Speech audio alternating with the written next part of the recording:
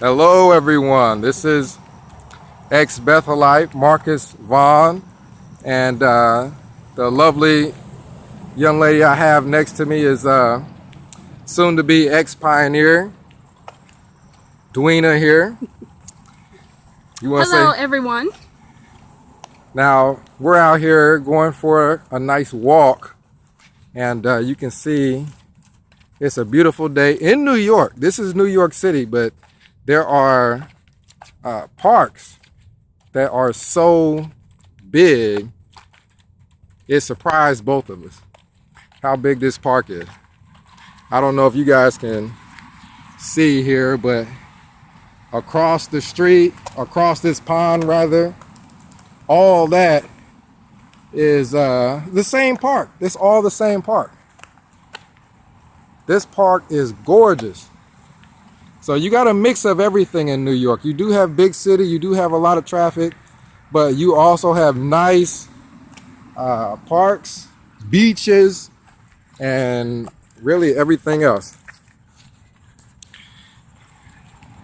So let's introduce you guys to dwina. She's a regular pioneer, and I feel like I'm getting ready to have an experience at the district convention or something like that. That's what you normally say.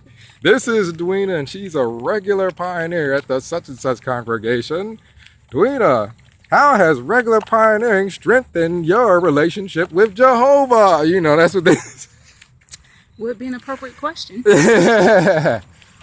dwina, why don't you tell everybody kind of what woke you up?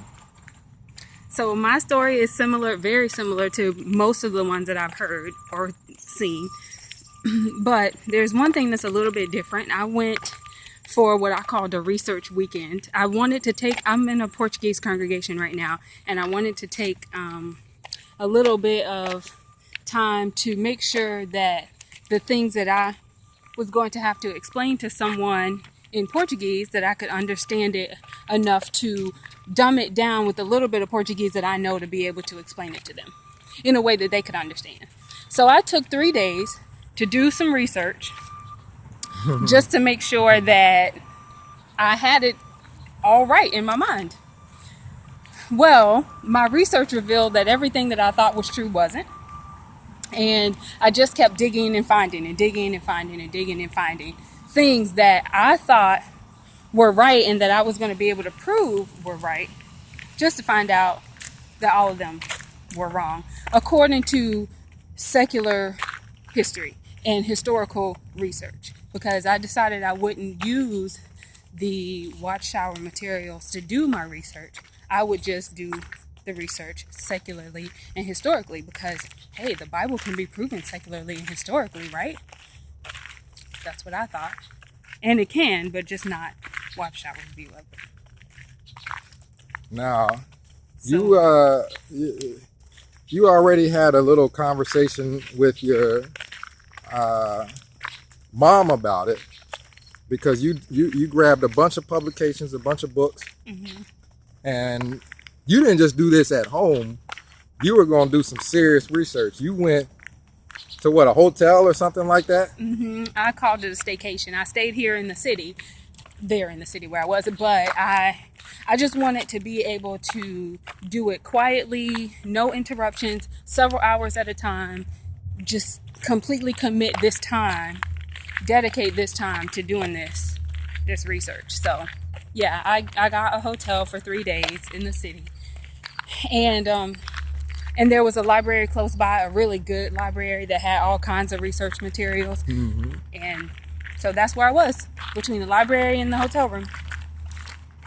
Now, do you remember specifically what it was that, like, the first thing that just was like, you know what I mean, that you found? Because you didn't go on any websites or anything like that had quote unquote apostate material on it.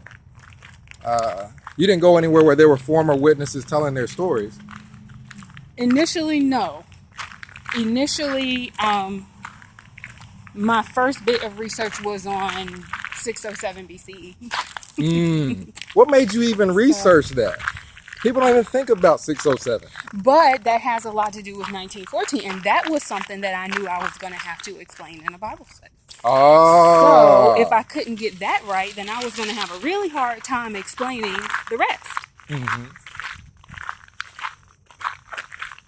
Here, Winnie, you hold the camera. I'll hold your water here. You do a better job at it. You do way better than I do holding the camera. That was what I was thinking, is that you probably were researching things that you think that people would have questions about, to make sure you fully understood them so that you could explain them to other people. Mm-hmm. Which there's nothing wrong with that. Mm-hmm. But something that you would have to do to explain it to other people is use other publications, not just the Watchtower. Right. So you wanted to make sure you fully understood it from a secular point of view and everything. Right. And the thing is, with some religions and with some cultures, they will accept Bible-based material or religious material, mm-hmm. but they do want to be able to verify it with history too. And some of the Brazilians that we've met are that way. They want to be able to verify what you're teaching them is secularly and historically accurate. Mm-hmm. That's good. That's good. So when you came back from that staycation, how did it feel going back to the hall? How did it feel going back out in field service after a life-changing staycation? You know what I mean? I felt a lot of things. At first, I felt a lot of anger. That mm-hmm. was first. And then I felt betrayal. Mm-hmm. That was next. Then I felt more anger. And then I just was like, you know what? I don't want to do this anymore. Mm-hmm. And anybody who knows me knows that by the time I actually get to the point of saying verbally, I don't want to do this anymore, that I'm not doing it anymore. Like, you mean it. Right. That's when you go into the point of no return. Right. Yeah, let's sit at these benches here. The problem with us, everybody, is that I'm too short. He's too tall. So trying to walk and do this together is, sorry, yeah. a little complicated. Because I'm too short here. So yeah, let me move my hand because it's like right in front of the camera there. That's where the actual camera is, right there. Okay. So you were upset at first. That was the first feeling. Mm-hmm. And then you felt the feeling of betrayal. Mm-hmm. Now, why the feeling of betrayal? Was it obvious that they had to know? These are things that they had to know. At first, no. At first, I thought, okay, well, maybe they just got one thing wrong, or maybe they just misunderstood something. So I'll go dig some more. But the more I dug around, I realized that there's no way that they are not just lying. Exactly. There's no way.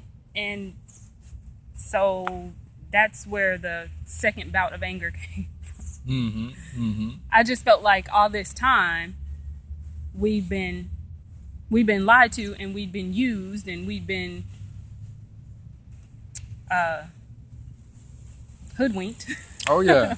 Like JT calls it. Oh yeah. But in addition to that, I feel like we've been embarrassed in public. Mm-hmm. And that was my own fault. Because I didn't do the kind of research that we're told or advised to do. I didn't do the research. Mm. And so I really believed what I was taught. And so if nobody gets anything else from my experience, I would say do the research. Research everything, because if what you're being taught is right, you should be able to prove it with the Bible and with secular history. Mm-hmm.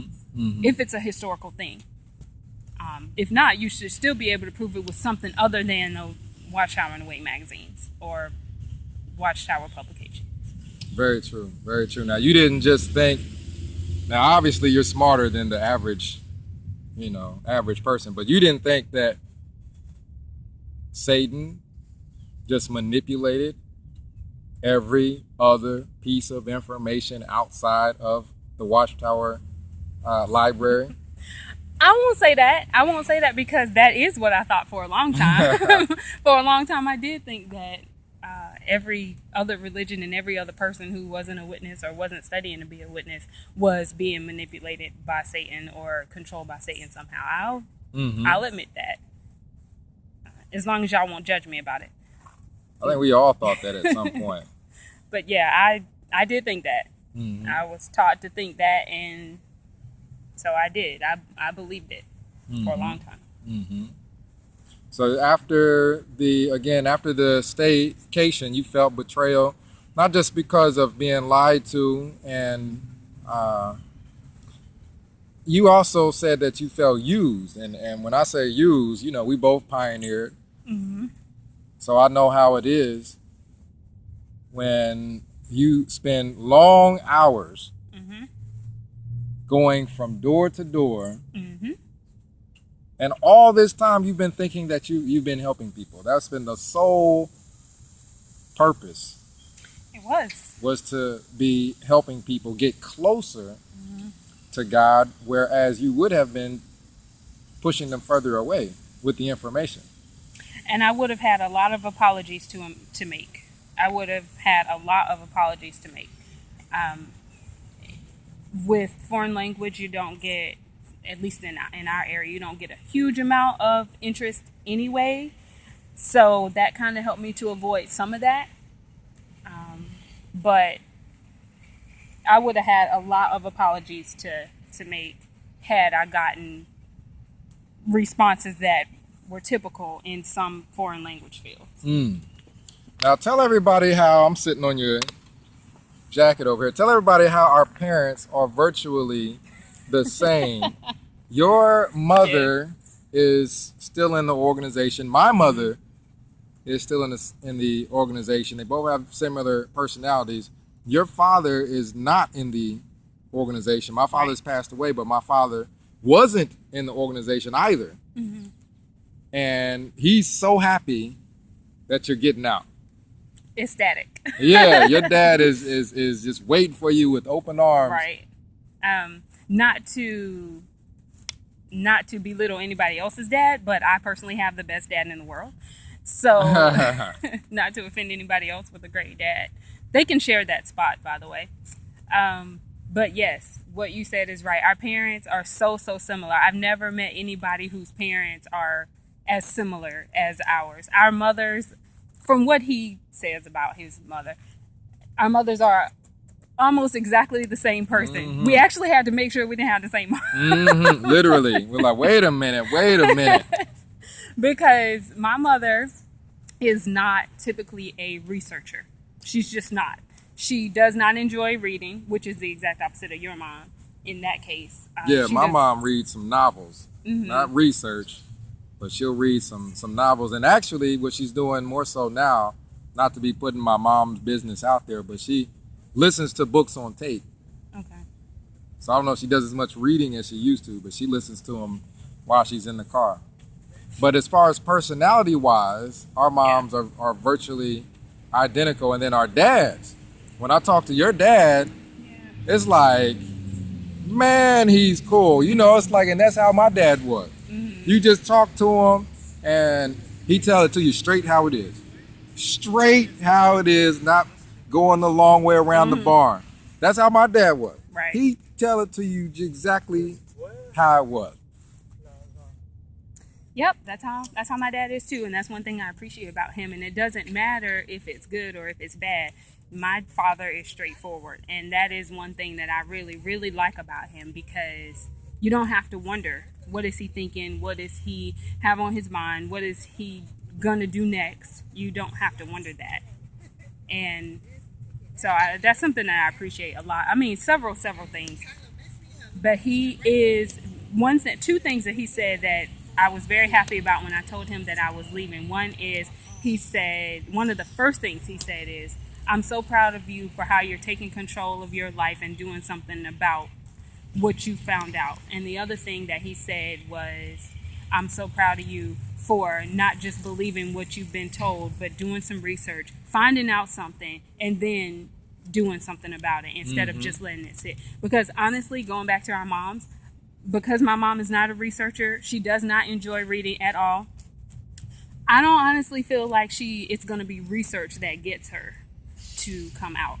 I don't know if anything will get her to come out because she's married to an elder, and that by itself is enough that she may not even consider looking into this being the truth or not. She may just be so settled in her life right now that whatever happens, happens. I personally am not okay with that, but I can only go so far.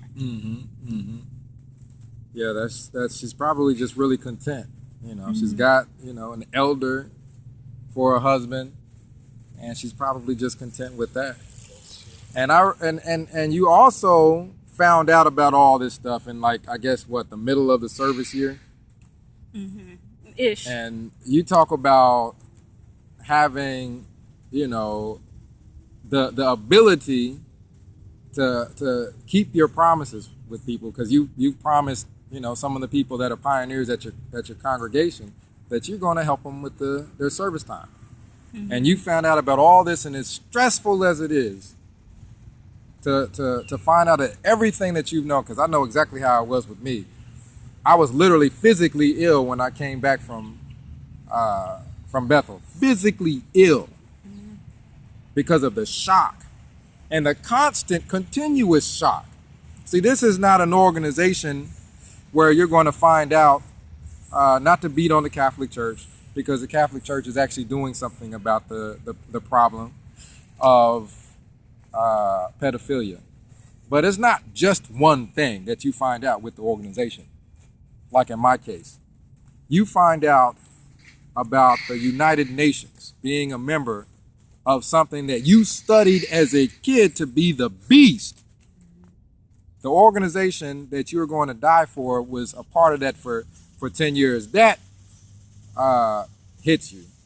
And then you find out about Beth Serene, a house that supposedly people were going to be resurrected. Rutherford, quote unquote, thought that was what was going to happen, or maybe he just told other people that so he could live in that house and have those 2 Cadillacs that he purchased, the house and the 2 Cadillacs that he purchased with the contributions. So I'm finding out about this, I'm finding out about that, and then I said, you know what, I'm gonna get a New International Version Bible and read it side by side with my New World Translation. Born and raised in, so I never read anything but the New World Translation. Come to find out, they're 2 different books. Completely. I'm reading a whole nother book, not a different version. This book is changed. The New International Version was changed, and I say, no, I'm sorry. The New World Translation was changed. The reason I say that is because I compared other books, and they read similarly to the New International Version. None of them read similarly to the New World Translation Bible, where it's created according to the doctrine. You got the doctrine first, and then you build the Bible around it, instead of vice versa. You have the Bible, then you build your doctrine around that. So I was physically ill because I couldn't get out of the state of shock. I was finding out one thing after another after another. There's so much wrong with the organization that it's a lot to go through, and you're still able to support your friends out in the ministry, and they better appreciate that too. Yeah, I mean, that really, all that really is I know that they don't have partners. Almost every pioneer suffers at the end of the service year. We all know that. So this year happened to have had a really good schedule. I was able to make my time, and it went well for me this year, but it didn't go so well for some of them. So I told them that I would make sure that I would help them all service for the rest of the service year, so that they could accomplish their spiritual goal. So I wasn't going to just not do that. I said I was going to do it. I wasn't going to just not do it. And it was close enough to the end of the service year that it wasn't as much of a bother. It was a bother, and I do hate it, honestly. But if it had been like January, then all bets would have been off. But since it was so close to the end of the service year, it really wasn't as big of a deal. Yeah, you only have a short amount of time left. It's just that they're waking you up early in the morning, Weena. Early morning field service where you could be asleep and you know, just hit the alarm clock, hit the snooze button and go right back to sleep. But you out there for your friends, which is commendable, because I wasn't, you know. I remember my Saturdays were like holidays. Mine are about to be too. They were holidays. I have lots of plans. I was ready to barbecue on Saturdays. Like, I normally would be out long hours, you know, because of being deceived. But now I have all this time that I can recoup, because you want all your hours back, right? I want all my hours back. I'm just putting that out there. Yeah, I want every single one of my hours back. And she's been pioneering for how long? 8 years. For 8 years. She's been in full-time service for 8 years. And she wants all that time back. Somehow. Yeah, Watchtower, I guess, you know, they can just kind of figure out, if you pay a pioneer, what, like $20 an hour, you know, for about 8 years. That's what, you know, you can make that by check, money order. You know, Watchtower, you can, because you need to pay back all these people. Even if I just get the hours back, I don't really care about the money. I just want the hours back. I want my time. I want all the things that I sacrificed for this. But I thought that I was doing a really great thing, making all these sacrifices. I could have had children by now. Cute little ones. Oh, yeah. Oh, yeah. And thankfully it's not too late. But my point is that I'm obviously not the only one who have made sacrifices. And there are some people who did sacrifice a somewhat normal life and family and all kinds of good things, that it is too late for them. And then they wake up and then they don't have anything. Nothing to show for all that they've done. Nothing to show for all that they've sacrificed. And that is something that I can't accept. Another thing that lately is just really getting under my skin is the way our donations are spent, invested. I have a huge problem with that. So that actually is one of the first things that I had started to see, but I wasn't researching as much. Jason Zelda, I think, Hidden from Jehovah's Witnesses, a couple of his videos. I think I watched them all now. But really, really helped me to see how our donations are being spent or invested, mainly invested. I was shocked. And at that point, like that day, I stopped with the donations. I stopped commenting a long time ago. I stopped volunteering to read the scripture at the meeting. Any of that. I do not participate. I literally go, sit down, sing, leave. I don't like to associate before the meeting. I don't like to associate after the meeting. It's frustrating and it's disgusting to me. So I am there, but it is not, I'm not all there. Mm-hmm. I'm just there physically for now. And I am very excited about not being there anymore. Yeah, because you have other people who are married to a spouse who is in the organization, and they don't have the light at the end of the tunnel that you have to look forward to. At the end of the service year, you're done. But for them, there's no end to it. They got to keep hearing about it. They got to keep going to these meetings, or they're going to have to confront their significant other. And that's something definitely that's difficult to go through. But you have an ex-Bethelite here. You got ex-Pioneer here. That's proof that this organization is going down. They're losing not just members who may not have been practicing. They're not just losing members that weren't really attending, but they're losing the most devoted members. You cannot survive as an organization losing the money that you're losing because of the child abuse and things that are going on, losing your most devoted members and following, and not bringing anybody in. There's no way that you're just going to keep bringing in or starting Spanish congregations. And that's how you're going to keep it going. You're going to keep starting Portuguese congregations. And that's how you're going to keep it going. No, any religion that is dying off as far as everyone that speaks the English tongue is on its way down. And when you start to lose your full-time servants and your elders, then you probably need to start taking a couple of double takes and figuring out why. Because your full-time servants, your elders, and your ministerial servants are typically going to be the people who are going to be waving the flag more than anybody else. And when they start to realize, okay, this is baloney, then you really probably want to reconsider some doctrine, or at the very least, go back and try to defend some of the things that you have taught that you know were wrong, or said that you know you have no proof for. Oh yeah. So we're about to get ready to finish our walk. But this is ex-Bethelite and ex-regular pioneer signing out. So you want to push the little square button there.